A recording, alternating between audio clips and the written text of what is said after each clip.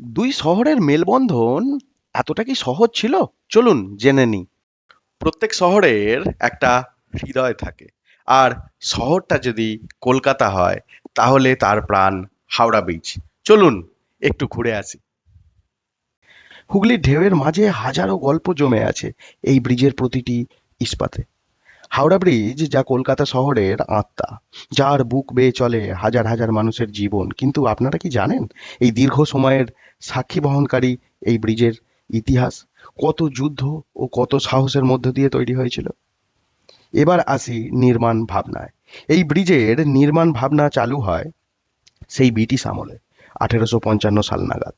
সেই সময় নদীর দুপারে শিল্প জাঁকিয়ে বসেছে, তৈরি হয়ে গেছে হাওড়া স্টেশনও। একমাত্র ভরসা নৌকা।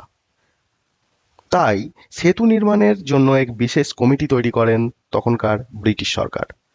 1874 সালে প্রায় 22 লক্ষ টাকা খরচ করেন ব্র্যাডফোর্ড লেসলি। তবে তা এখনকার হাওড়া ব্রিজের মতো ছিল না। 1937 সালে এই ব্রিজের পুনরুদ্বোধন হয়, মানে ব্রিজ নির্মাণ শুরু হয়।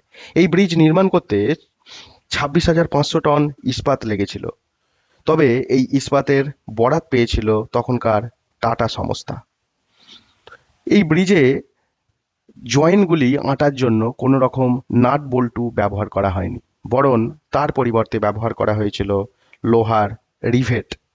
পুরোটাই ঝাল দেওয়া একটি অংশ। আপনি জানলে অবাক হবেন, গঙ্গা মাটি খুঁড়ে যখন স্তম্ভ বসানোর জন্য সিমেন্ট ঢালা হয়, তো সেই সিমেন্টের পরিমাণ এতটাই বেশি ছিল যার জন্য সেই সময়ে স্থানীয় কলকাতাবাসী কিছুটা ভূকম্পন অনুভব করেছিলেন। একদিকে হাওড়া, অপরদিকে কলকাতা, গঙ্গাবক্ষের দুই প্রান্ত থেকে ব্রিজটির নির্মাণ শুরু হয় এবং দুই পক্ষের মিলন হয় গঙ্গাবক্ষের মধ্যিখানে। অবসান হয় একরাশ অপেক্ষার। শুরু হওয়ার প্রায় 6 বছর পরে 1942 সাল নাগাদ এই ব্রিজ নির্মাণ শেষ হয় এবং 1943 সালের 3রা ফেব্রুয়ারি জনসাধারণের জন্য খুলে দেওয়া হয় এই ব্রিজ। প্রথম দিকে নাম করা হয় দি নিউ হাওড়া ব্রিজ। পরে, মানে স্বাধীনতার পরে, এর নাম পরিবর্তন করে হয় রবীন্দ্র সেতু।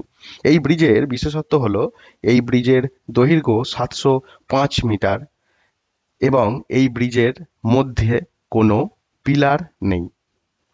এই ব্রিজে প্রতিদিন প্রায় 1 লক্ষ যানবাহন ও 5 লক্ষ মানুষ যাতায়াত করে এবং এটি চতুর্থ বৃহত্তম ক্যান্টিলিভার সেতু। অনেক স্মৃতি নিয়ে শতবর্ষের পরেও এই ব্রিজ দাঁড়িয়ে আছে সগর্বে, স্বমহিমায়। ইতিহাসে প্রতিদিনের জীবনে একটি ইস্পাতের নয়, আমাদের আত্মার গল্প। ভালোবাসার ইস্পাতে গাঁথা হাওড়া ব্রিজের কাহিনী শেষ হলো। এই ধরনের ভালো ভালো পৌরাণিক ইতিহাস শুনতে আমাদের চ্যানেল কল্পতরু ডেইলি ইন্সপিরেশনের সঙ্গে যুক্ত থাকুন। আপনার দিনটি শুভ হোক। ধন্যবাদ।